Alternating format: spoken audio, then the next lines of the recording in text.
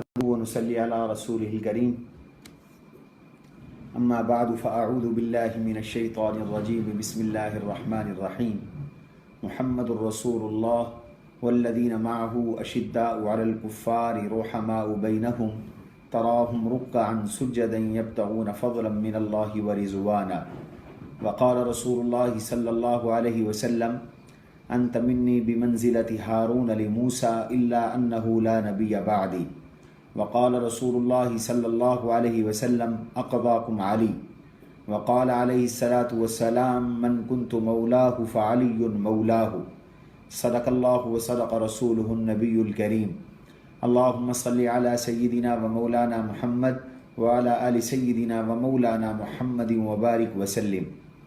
گرامی قدر سامعین و ناظرین، درس قرآن.com پر آج ہمارا موضوع ہے خلیفہ چہارم امیر المؤمنین حضرت سیدنا علی ابن ابی طالب ابو تراب رضی اللہ تعالی عنہ. حضرت سیدنا علی ابن ابی طالب رضی اللہ تعالی عنہ وکرم اللہ وجہ، رحمت عالم سید الاولین والآخرین حضرت محمد الرسول اللہ صلی اللہ تعالی علیہ وسلم کے ساتھ رشتے میں 3 تعلق رکھتے ہیں. پہلا تعلق آپ کا جناب رسول اللہ صلی اللہ علیہ وسلم کے ساتھ یہ ہے کہ آپ آقا صلی اللہ تعالی علیہ وسلم کے چچا زاد بھائی ہیں. آپ کے والد محترم جناب خواجہ ابو طالب، جن کا نام عبد مناف تھا، حضور صلی اللہ علیہ وسلم کے حقیقی چچا تھے.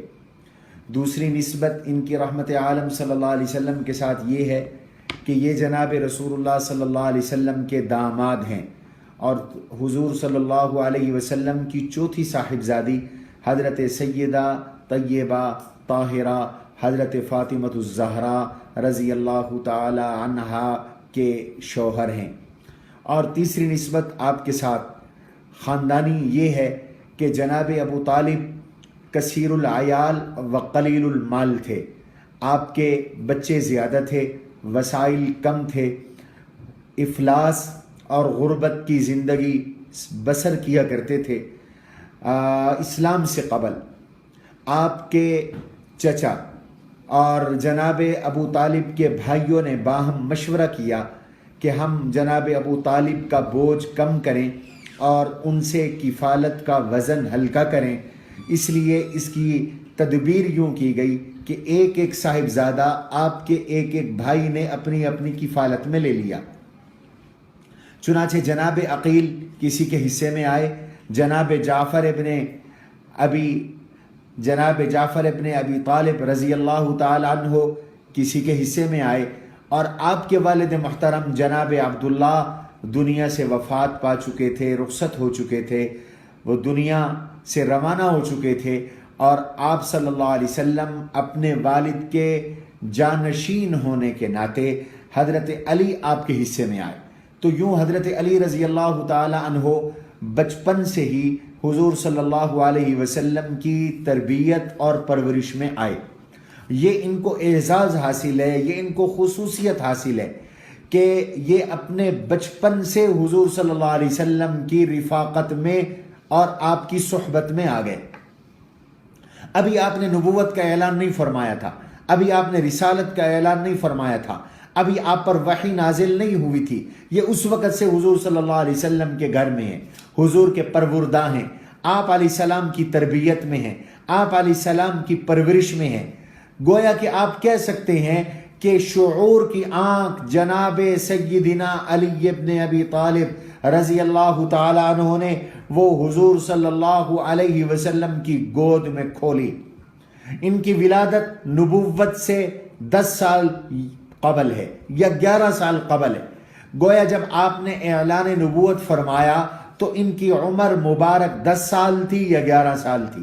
اور جو لوگ اول الاسلام ہیں ان میں ایک نام حضرت سیدنا علی ابن ابی طالب رضی اللہ تعالی عنہ کا ہے. اور چنانچہ مورخین نے لکھا، اصحاب سیر نے لکھا کہ آزاد مردوں میں سب سے پہلے اسلام لانے والے حضرت سیدنا ابو بکر صدیق رضی اللہ تعالی عنہ ہیں، غلاموں میں سب سے پہلے کلمہ پڑھنے والے اور اسلام قبول کرنے والے حضرت زید بن ثابت رضی اللہ تعالی عنہ ہیں، اور بچوں میں سب سے پہلے کلمہ پڑھنے والے جناب سیدنا علی ابن ابی طالب رضی اللہ عنہ ہیں، اور خواتین میں اول الاسلام ام المؤمنین سیدہ طیبہ طاہرہ حضرت خدیجۃ الکبریٰ رضی اللہ تعالی عنہا ہیں۔ حضرت علی رضی اللہ تعالی عنہ نے گویا کہ قبل از بلوغ 10 سال کی عمر میں شرف صحابیت حاصل فرمایا۔ آپ کو یہ شرف صحابیت ملا، اور شرف صحابیت ملنے کے ساتھ شرف صحبت آپ کو پہلے سے ہی حاصل تھا، شرف رفاقت آپ کو پہلے سے حاصل تھا، وہ دو بالا ہو گیا۔ چنانچہ آپ صلی اللہ علیہ وسلم نے جب نماز شروع فرمائی تو آپ کے ساتھ نماز میں سب سے پہلے شریک ہونے والے حضرت علی ابن ابی طالب رضی اللہ تعالی عنہ تھے، جب آپ کی عمر مبارک 10 سال کی تھی، اس لیے کہ آپ علیہ الصلاۃ والسلام پر نماز کی فرضیت تو وہ معراج کے موقع پر ہوئی، لیکن آپ نماز فرضیت سے قبل بھی ادا فرمایا کرتے تھے، اور وہ نماز جو آپ ادا فرماتے اس میں آپ کے شریک حضرت علی رضی اللہ تعالیٰ عنہ تھے۔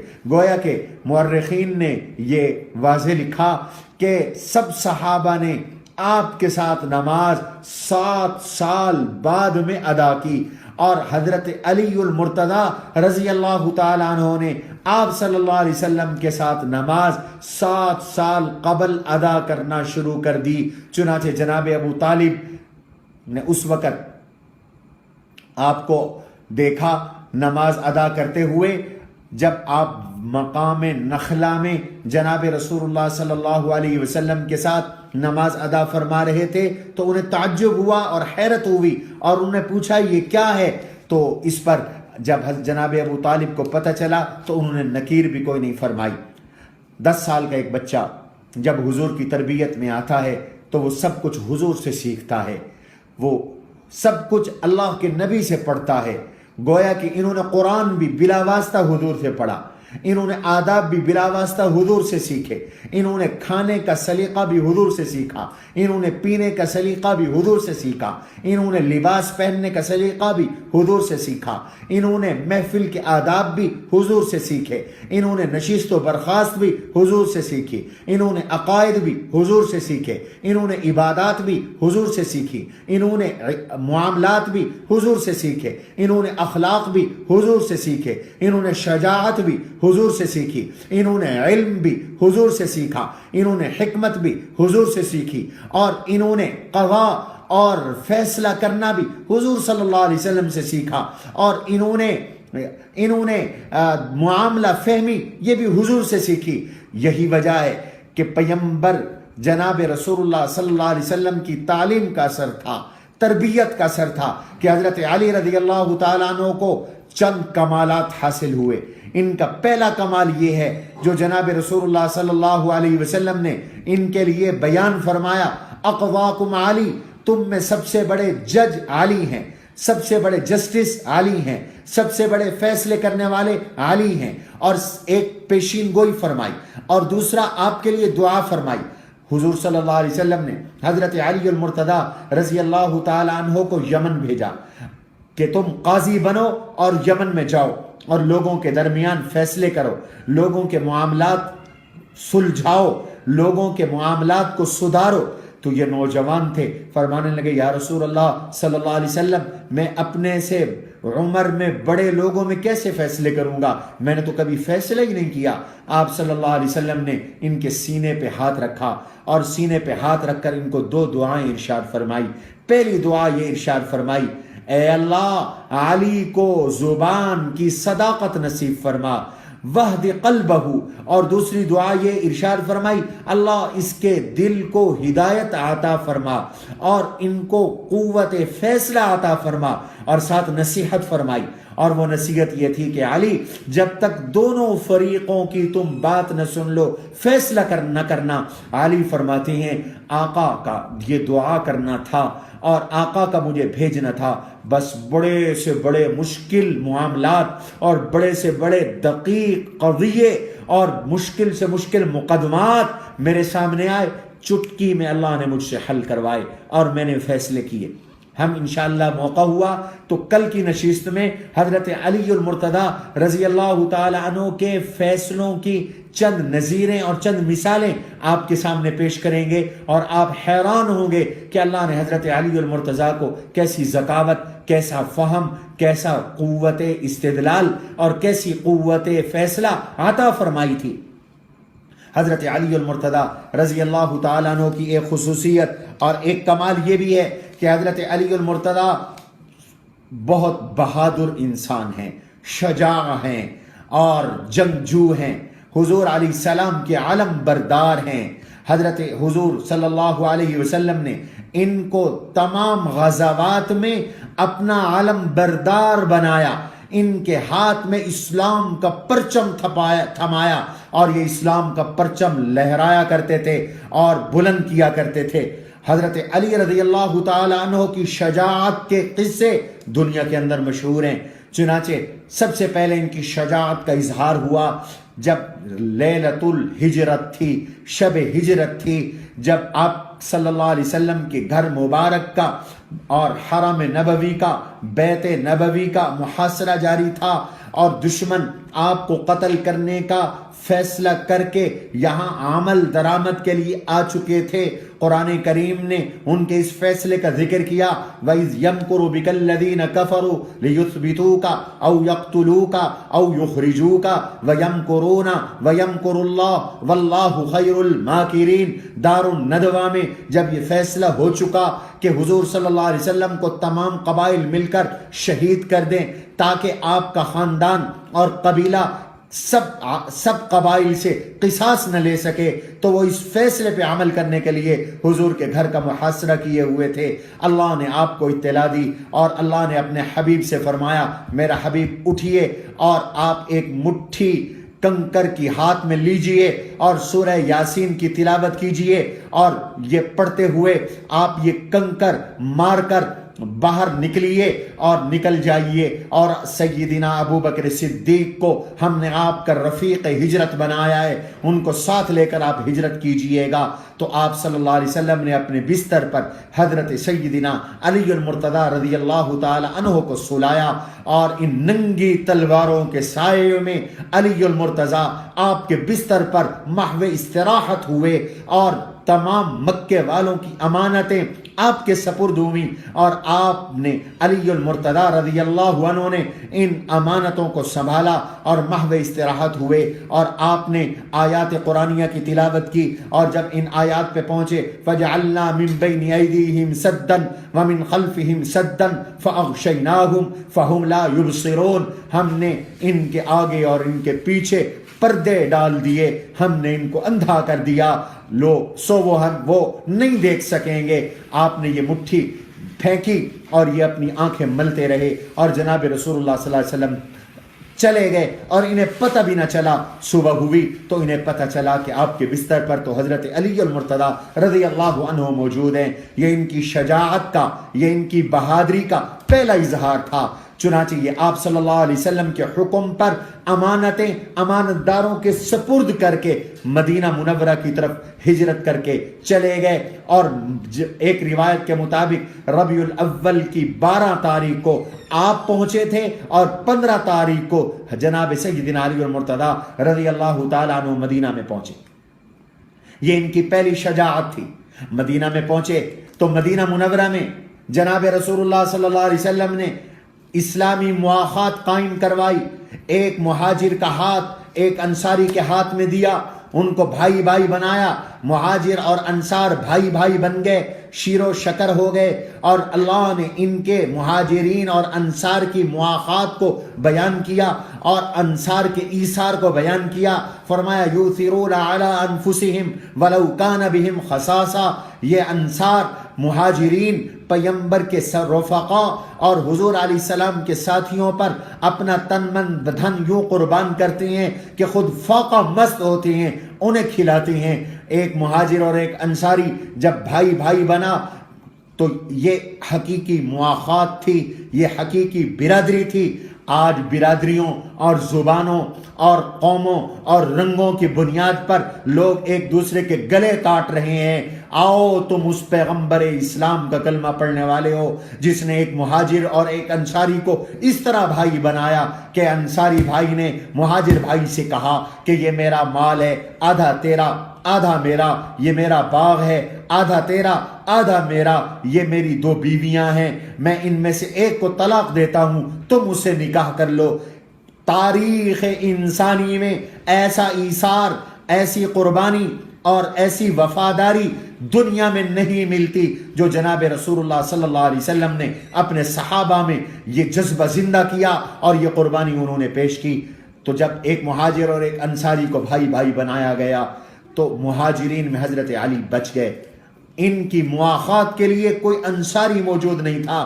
تو آپ صلی اللہ علیہ وسلم نے حضرت علی المرتضی رضی اللہ تعالی عنہ کو، شیر خدا کو یہ اعزاز بخشا، اور وہ اعزاز یہ بخشا کہ اپنا ہاتھ مبارک حضرت علی کے ہاتھ میں دے کر فرمایا انت اخی فی الدنیا والآخرہ، علی مہاجر انصاری کا بھائی، انصاری مہاجر کا بھائی، علی مجھ محمد کا بھائی، میں محمد علی کا بھائی رضی اللہ تعالی عنہ۔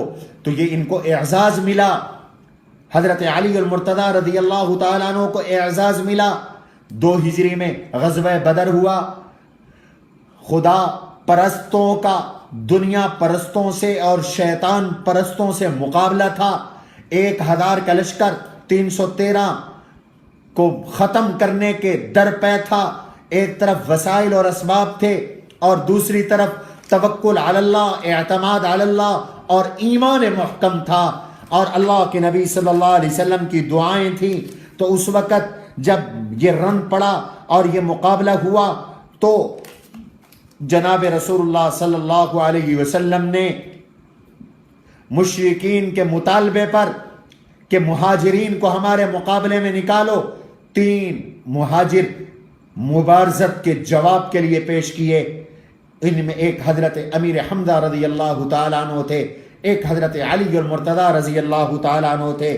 حضرت علی المرتضی نے داد شجاعت پائی اور وصول فرمائی، اور انہوں نے حضرت علی المرتضی نے اپنے مد مقابل کو ایک وار میں ڈھیر کر دیا اور اس کی گردن اڑا دی، اور گردن اڑا کر اللہ کی تکبیر کا نعرہ بلند کیا، اور ساتھ اپنے ساتھی کی مدد کو پہنچے اور اس کے دشمن کو بھی تہہ تیگ کیا۔ یہ حضرت علی المرتضی رضی اللہ تعالیٰ عنہ کی شجاعت کا اظہار تھا۔ تمام غزوات میں یہ حضور کے ساتھ ہیں۔ جب غزوہ خیبر ہوا تو غزوہ خیبر میں کئی روز گزر گئے، ایک قلعہ فتح ہونے کو نہیں آ رہا تھا، تو جناب رسول اللہ صلی اللہ تعالی علیہ وسلم نے اعلان فرمایا کہ لَأُعْطِيَنَّ الرَّأْيَةَ غَدًا رَجُلًا يُحِبُّهُ اللَّهُ وَرَسُولُهُ وَيُحِبُّ اللَّهَ وَرَسُولَهُ، کل میں ایک ایسے خدا مست شخص کے ہاتھ میں پرچم تھماؤں گا جس کو اللہ اور اللہ کے رسول محبت کرتے ہیں، اور وہ اللہ اور اللہ کے رسول سے محبت کرتا ہے۔ لوگوں کو انتظار تھا کہ یہ سعادت کس کے ہاتھ میں آئے اور کس کو نصیب ہو، ہر ایک کو انتظار تھا۔ اگلا دن آیا تو جناب رسول اللہ صلی اللہ علیہ وسلم نے پوچھا علی کہاں ہیں؟ حضرت علی نظر نہیں آ رہے تھے، تو پتہ چلا کہ جناب علی المرتضی شیر خدا رضی اللہ تعالی عنہ آشوب چشم میں مبتلا ہیں، ان کی آنکھوں میں تکلیف ہے۔ تو آپ نے فرمایا ادعو علی، علی کو بلاؤ۔ علی آ گئے۔ جناب رسول اللہ صلی اللہ علیہ وسلم نے حضرت علی کی آنکھوں پر اپنا لعاب دہن لگایا تو ان کی بیماری آنن فانن دور ہو گئی، اور ان کو جھنڈا تھمایا۔ حضرت علی علم بردار رسول ہو کر، علم بردار پیغمبر ہو کر میدان جہاد میں کود پڑے، اور مرحب جو خیبر کا مشہور یہودی سپہ سالار کمانڈر تھا اور مقابل اور پہلوان تھا، اس کے مقابل میں کود پڑے۔ حضرت علی رضی اللہ تعالیٰ عنہ کی شکل و صورت یہ تھی میانہ قد تھا، پیٹ نکلا ہوا تھا، خوبصورت تھے، حسین و جمیل تھے، اور چونکہ مرحب وہ مجسم تھا، مرحب ڈیل ڈول والا تھا، اس کی شکل اور صورت ذرا نمایاں تھی، تو وہ ایک میانہ قد والے شخص کو اپنے سامنے آتے دیکھ کر اترایا، اور اترا کر عربی کے شعر پڑھنے لگا: قد علمت خیبر انی مرحب شاک الصلاح بطل مجرب اذا الحروب اقبلت تلہب. پورا خیبر جانتا ہے انی مرحب، میرا نام مرحب ہے، میں ہتھیار سجائے ہوئے ہوں، میں تجربہ کار بہادر ہوں. جب جنگوں میں شعلے بھڑک رہے ہوتے ہیں تو میں اپنے بہادری کے جوہر دکھایا کرتا ہوں. اس نے یہ اشعار پڑھ کر حضرت سیدنا امیر المؤمنین علی بن ابی طالب کرم اللہ وجہہ رضی اللہ تعالی عنہ کو مرعوب کرنا چاہا، تو حضرت علی المرتضی رضی اللہ عنہ نے فی البدیع اشعار پڑھے: انا الذی سمتنی امی حیدرا کلیس غابات کریہ المنظرا. میرا نام بھی میری امی نے حیدر رکھا ہے، میں جنگل کے اس شیر کی طرح ہوں جس کو دیکھنا لوگوں کو برا لگتا ہے، دشمن کو برا لگتا ہے. اور پھر میری بہادری دیکھو، اور بسم اللہ پڑھ کر یوں تلوار کا وار کیا تو مرحب کی گردن تن سے جدا ہو گئی اور مرحب شکست کھا گیا. اور اس وقت نعرہ تکبیر بلند ہوا، جو حقیقت میں نعرہ حیدری ہے، جو حقیقت میں حضرت علی المرتضی رضی اللہ عنہ کا نعرہ ہے. اللہ اکبر کا نعرہ لگا، اور وہ قلعہ جناب علی المرتضی رضی اللہ تعالی عنہ کے دست اقدس سے فتح ہوا. تبوک کا غزوہ ہوا سن 9 ہجری میں. تو یہ بڑی خطرناک اور مشکل ترین جنگ تھی کہ روم جو وقت کی سپر پاور تھی، اس کے بادشاہ سے لڑنے کو مسلمان جا رہے تھے. اس وقت آپ صلی اللہ علیہ وسلم نے حضرت علی المرتضی رضی اللہ تعالی عنہ کو حکم دیا کہ علی تم مدینہ میں میرے جانشین بن کر رہو اور مدینہ کے تم والی بن کر رہو. تو حضرت علی المرتضی رضی اللہ تعالی عنہ کو یہ ناگواری ہوئی کہ میں عورتوں میں رہوں، میں بچوں میں رہوں، میں معذوروں میں رہوں، اور میں بہادری کے شجاعت اور بہادری کے جوہر نہ دکھاؤں. تو ذرا قبیلہ کھاتے ہوئے تو آپ نے انہیں تسلی دی اور ایک عظیم جملہ ارشاد فرمایا انت منی بمنزلت ہارون لموسیٰ.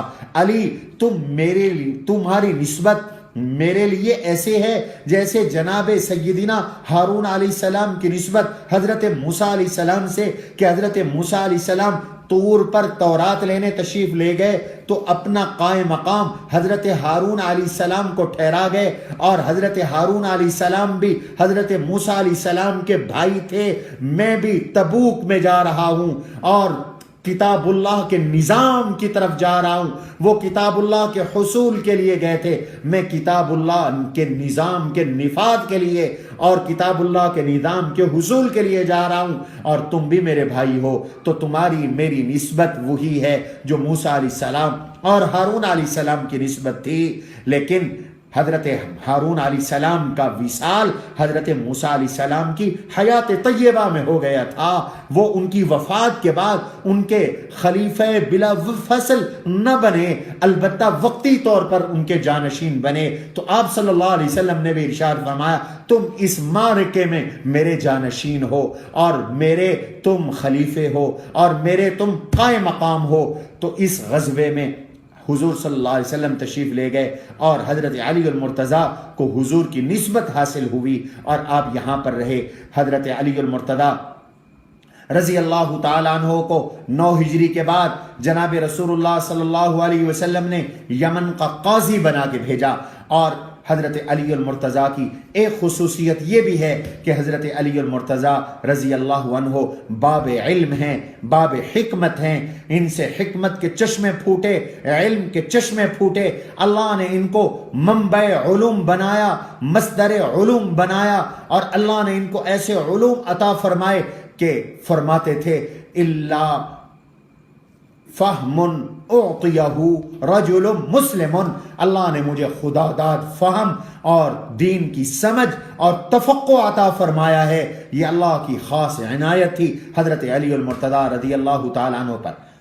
یہی وجہ ہے ہمارے علماء جانتے ہیں کہ علوم عربیہ میں جو عربی گرامر ہے، علم النحو، علم الصرف، اس کے بانی حضرت علی المرتضیٰ رضی اللہ تعالیٰ عنہ اور اس کے مدون حضرت علی المرتضیٰ رضی اللہ تعالیٰ عنہ ہیں۔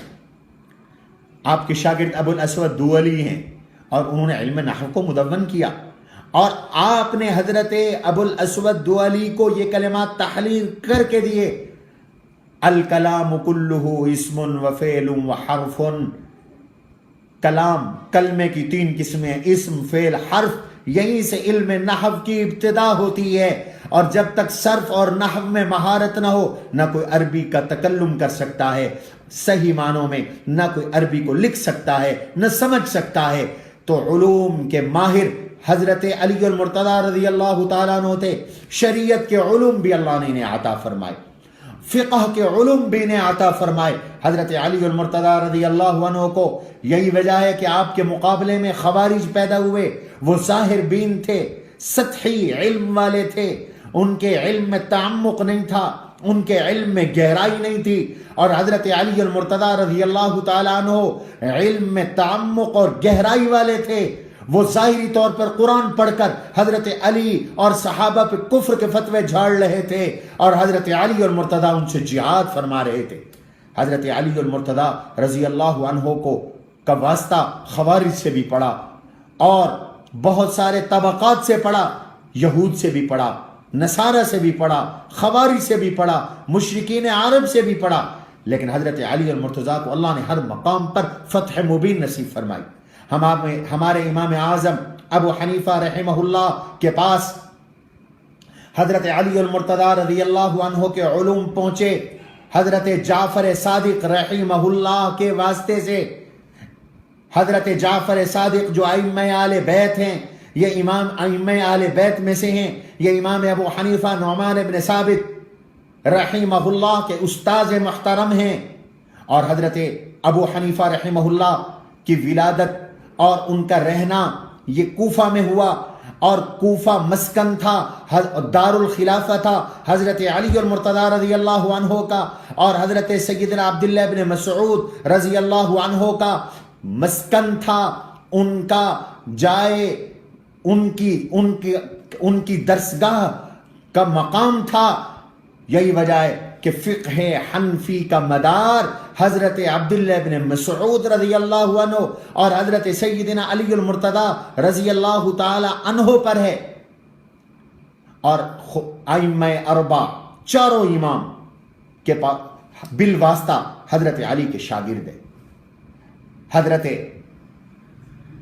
حضرت امام ابو حنیفہ کے پاس علوم علی پہنچے جعفر صادق کے واسطے سے، اور امام مالک رحمہ اللہ کے پاس بھی ان کے تلامذہ کے واسطے سے حضرت علی کے علوم پہنچے، اور امام شافعی رحمہ اللہ کے پاس امام محمد کے واسطے سے حضرت علی کے علوم پہنچے۔